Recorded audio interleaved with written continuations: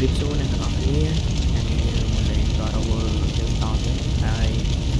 muốn như bạn đó phát sò bạn cùi xóm này nhưng mà nhầm biết rồi nhé làm thế nào thế là như hãy lấy miễn phí làm ra đi muốn anh ấy đã bỏ xí nếu đấy trong lốt trong nó sân châu không sẽ ra du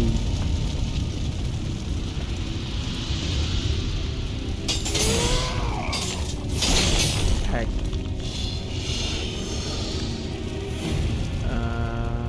trong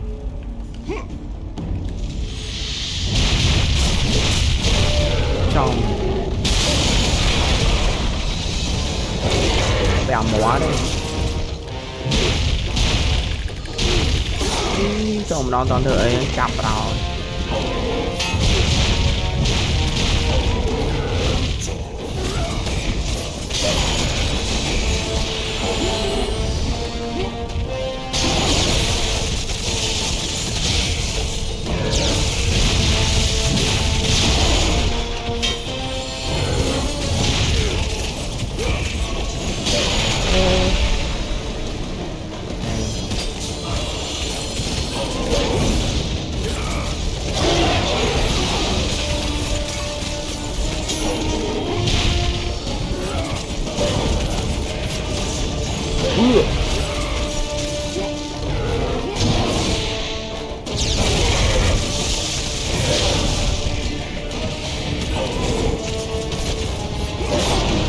bữa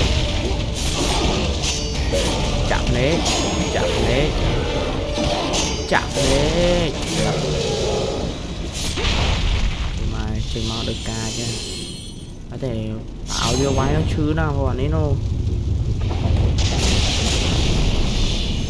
chất khủng bông mẹ chiếm hoặc super đây là vừa máy mẹ là God of War đi bọt trao mẹ là play nè lưỡi cầu nó vẽ ra còn biết này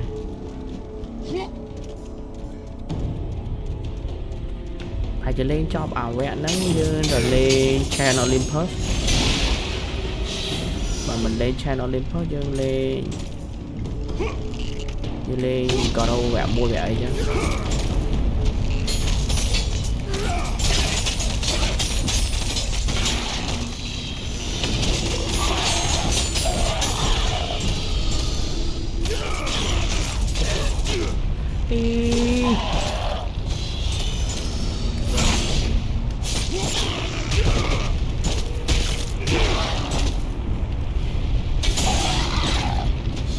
đấy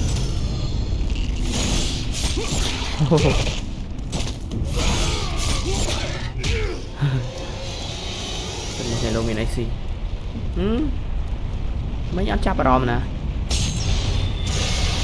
chụp bay nha bí thế né giờ này dài yes sir thời tiết chứ mẹ là trò trai mà nó ăn miếng này sát làng tích cái đấy thôi đã làng mọt nữa nhắm ta super bán của chiêm trong về tròn giấy đó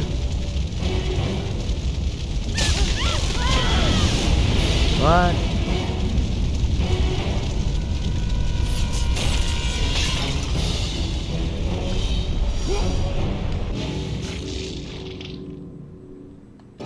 ăn chưa đi con gái họ tới rồi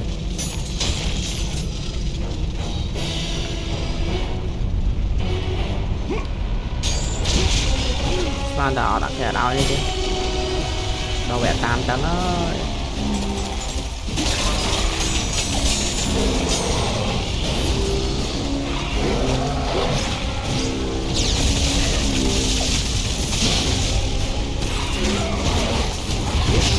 ấy trận vai cháu nữa cơ đâu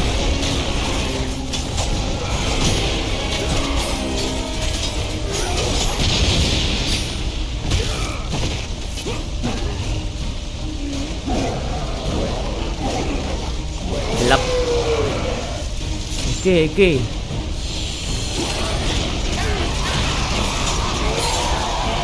lươn càng ngoặt tôi mai lên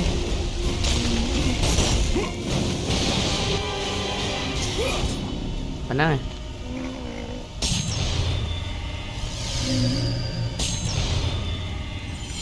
này dừng sao mùi tới nó sẽ lạ nè còn nào đâu nay mai còn được vô cồn sao sao dương cô nói dương nhưng mà vô cồn sao rồi nè lấy cồn sao lo lao lên này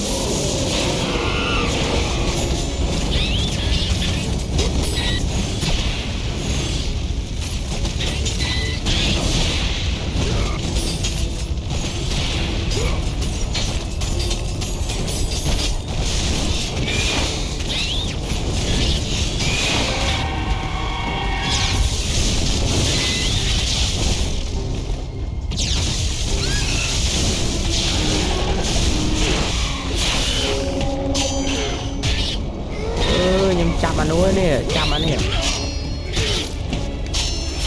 lập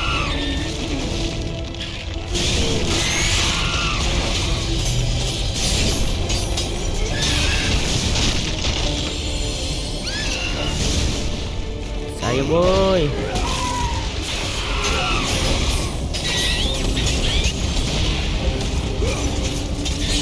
ho lâu rồi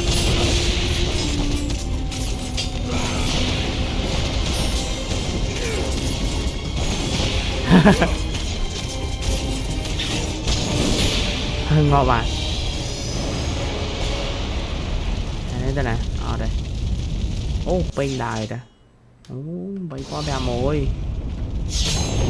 mang tầm 7 con côn một nè mà cột mồm mì dấu pin mà là về để giường ô nè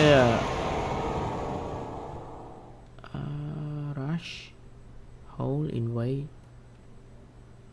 ok bạn là bỏ với giường mở vàng con ô nè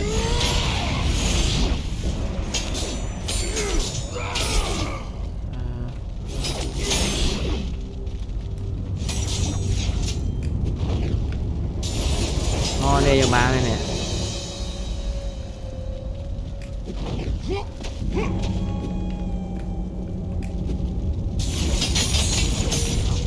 ok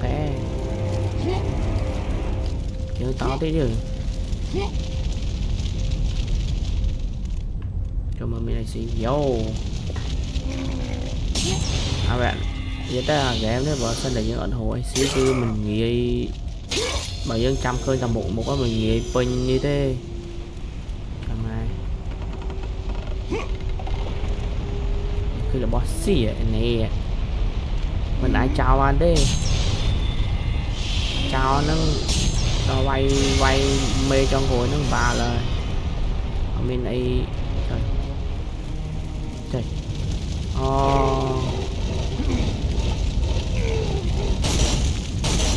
trời bật lươn hựa ok mấy anh nhắm đi đấy ở đây bỏ từ trời trời mà nè là chuối như chuối các bạn sang các bạn đây được từ nổ chuối gì muôi ngọc chơi mai là muôi ê muôi say ghê ơi muôi bị bác ấy được ham thôi vậy cho con dâu xì kỳ mà chắc tích ơi tới cái đây thun đi chừng ngày mấy đo na hoặc tích nắng này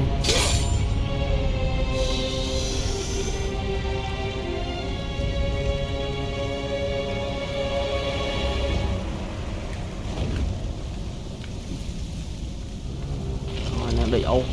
đi pillar vô này rồi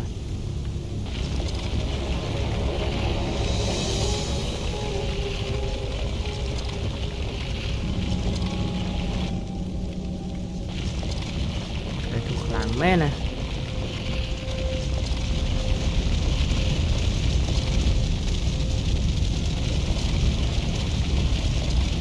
nhoi ở dưới tôi Samen chọn lang ba cái lưới vỉa nháp ta hồn mà chè phê nháp ba mình được chè phê lại bài ở sân này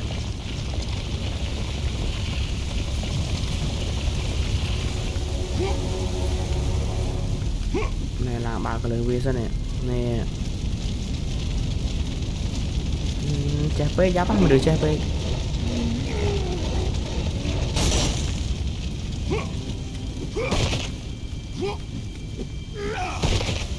อดใบเลยจังหวะเปิดดังได้ก็กอดมอนอดบะตะโกจับได้เปิดตามรู้แล้วmà láo nha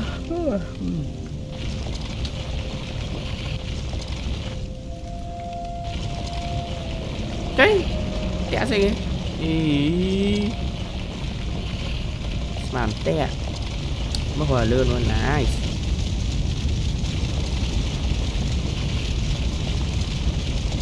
ô luôn bỏ xe lươn hòm lươn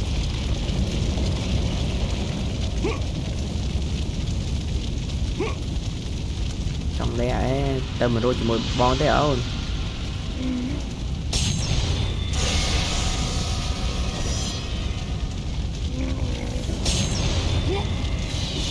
lấp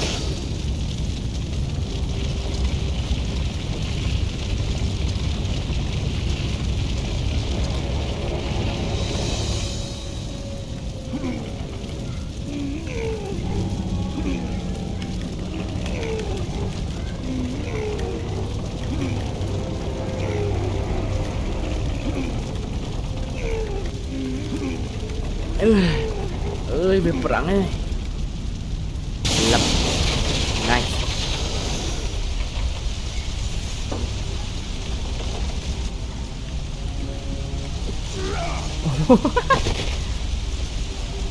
họ là cao what fools and you the biggest fool of all, Kratos. Okay. The ghost of Sparta, the slayer of Ares, and now the destroyer of Atlantis. You should take heed, Spartan. The destruction of Poseidon's kingdom will not bode well on Olympus.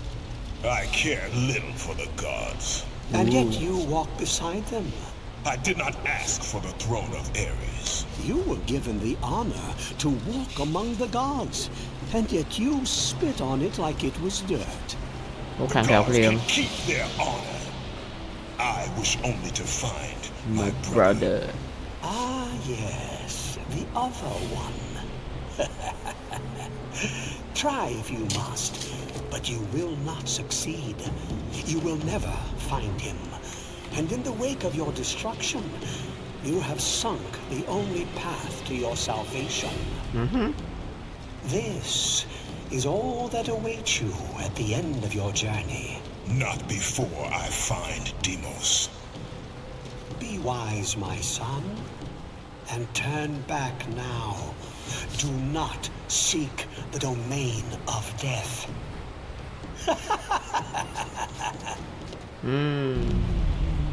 I say no care. Ôi đi bom ồn còn mà vô sao muối nè có mà vô sao muối hay bom ồn đa là na này ý đam trong tới đó còn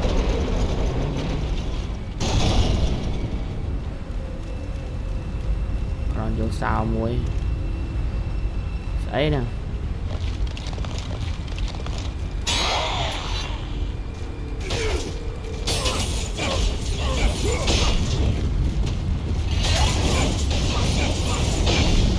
cho tán này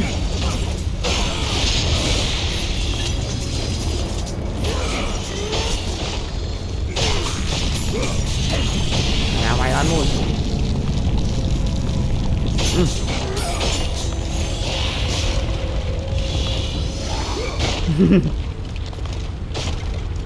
chơi chập cái gì nè ôi bài này xì mau mẹ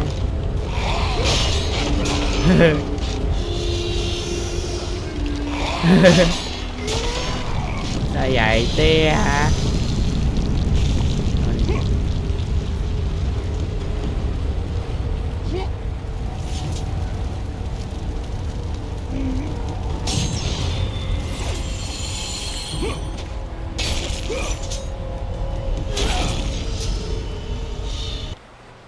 ok chẳng có đâu ơi ngàyนี้คือมีแต่ปะนั้นให้นักข่าวเพลงพร้อม so ជម្រាបលាអ្នកទាំងអស់គ្នាបាយ